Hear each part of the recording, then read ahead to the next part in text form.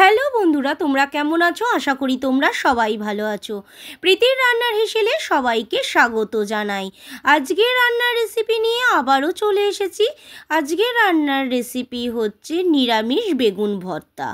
যদি রান্নার রেসিপিটা তোমাদের ভালো লাগে, লাইক, শেয়ার, কমেন্ট করতে ভুলো না। এখনও আমার চ্যানেলটাকে যারা সাবস্ক্রাইব করোনি, প্লিজ আমার চ্যানেলটাকে সাবস্ক্রাইব করে দিও। এভাবেই পাশে থাকার অনুরোধ রইল। চলো দেখিনি কিভাবে আমি বেগুন ভর্তাটা বানাবো।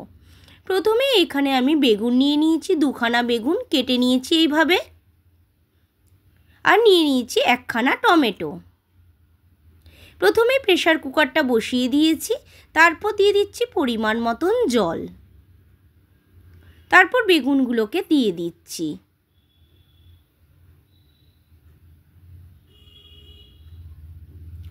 তারপর টমেটোখানা দিয়ে দিলাম, দিয়ে প্রেসার কুকারে ঢাকনিটা আটকে দিচ্ছি। এখানে আমি দুখানা প্রেসারে সিটি দিয়ে দেবো।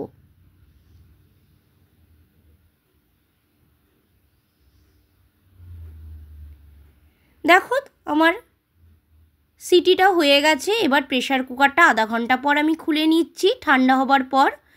দেখো বেগুনটা আর আমার টমেটোটা কিভাবে ভালো সেদ্ধ হয়ে গেছে কিভাবে। তারপর টমেটোটা বেগুনটা একখানা পাত্রে আমি তুলে নিচ্ছি।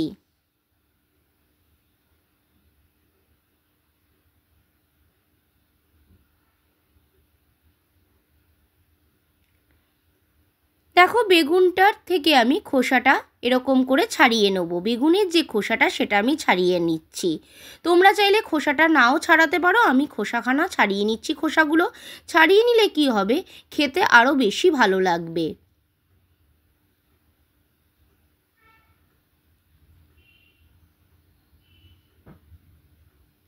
আর টমেটোটাও ছাড়িয়ে নিচ্ছি।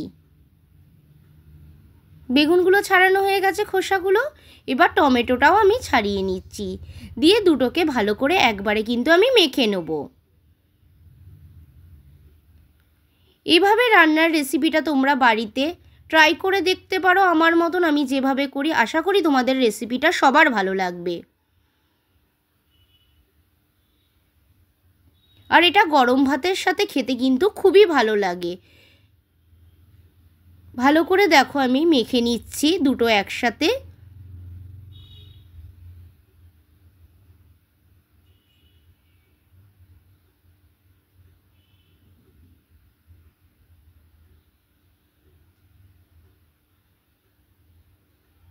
দেখো এটা আমার মাখানো কিন্তু হয়ে গেছে।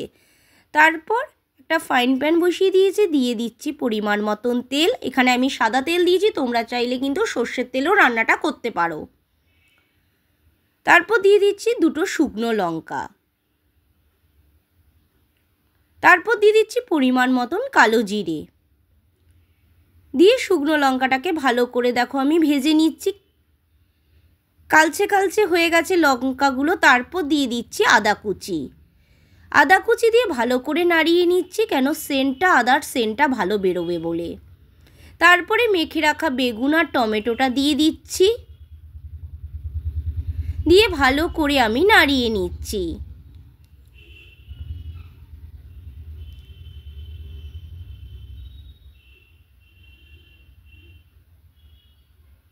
দিয়ে ভালো করে আমি নাড়িয়ে নিচ্ছি এটাকে। তারপর দিয়ে দিচ্ছি কাঁচা লঙ্কা, তারপর দিয়ে দিচ্ছি পরিমাণ মতো নুন, দিয়ে ভালো করে নাড়িয়ে নিচ্ছি।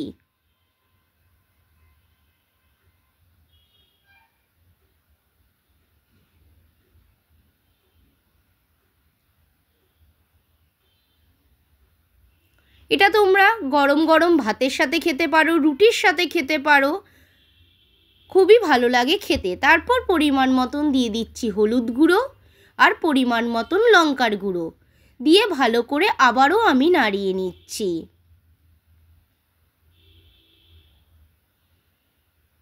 বাড়িতে এইভাবে ট্রাই করে দেখতে পারো আমি যেভাবে করেছি। আশা করি রান্নার রেসিপিটা তোমাদের সবারই ভালো লাগবে।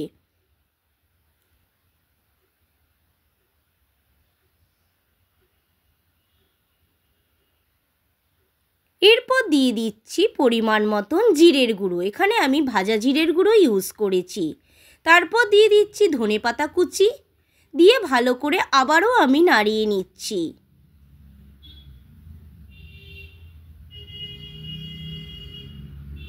তারপর দিয়ে দিচ্ছি পরিমাণ মতন চিনি। যেহেতু আমি টমেটো দিয়েছি, চিনিটাকে দিয়েছি ব্যালেন্স করার জন্য।